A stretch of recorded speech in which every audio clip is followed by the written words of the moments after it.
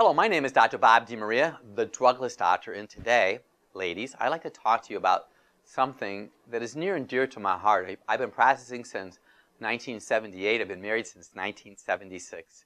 And I've learned a lot practicing for such a long time because I've seen generations of women come through my practice. Two things: hot flashes.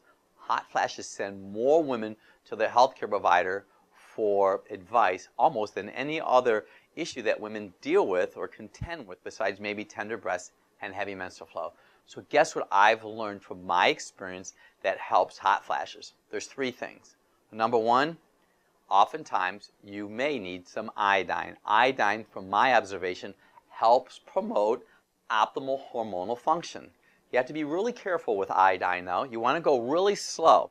I take 12 milligrams a day. It has been suggested that Japanese women take about the same amount. And they basically eat a lot of iodine in the form of sea vegetables and fish.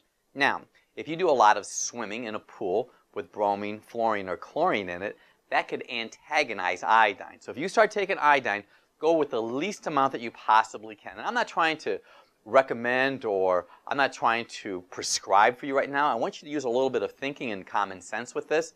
You might want to have a urine iodine loading test done to see how much iodine you are in fact need of. But I'm telling you, iodine has helped so many ladies in my practice.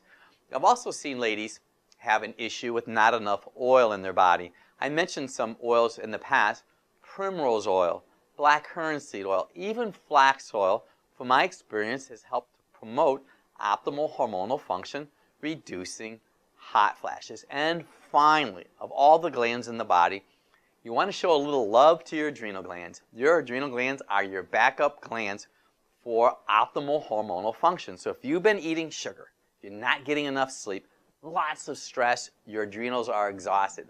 How do I know if they're exhausted? Well, if you came into my office, you usually have sunglasses in your head, or sunglasses in your purse. So if bright light bothers your eyes and you have an addiction to pastries and little cookies, that sugar can compromise adrenal gland function. So let me give you a few drugless action steps. Consider taking some iodine. Go slow with the iodine. If you have a metal taste in your mouth or a rash or a headache, you might be doing too much. Second, make sure you're taking some oil. And I'm not talking about trans fat. I'm talking about good oil. I'm talking about flax oil, borage oil, primrose oil. Those have helped promote optimal function of your hormonal system. And finally, you want those adrenal glands working at 100%. Have someone take your blood pressure. It should be at least 120/80. And if it's lower than that, you might need some pantothenic acid. Pantothenic acid promotes optimal adrenal gland function. I'm Dr. Bob DeMaria, the drugless doctor.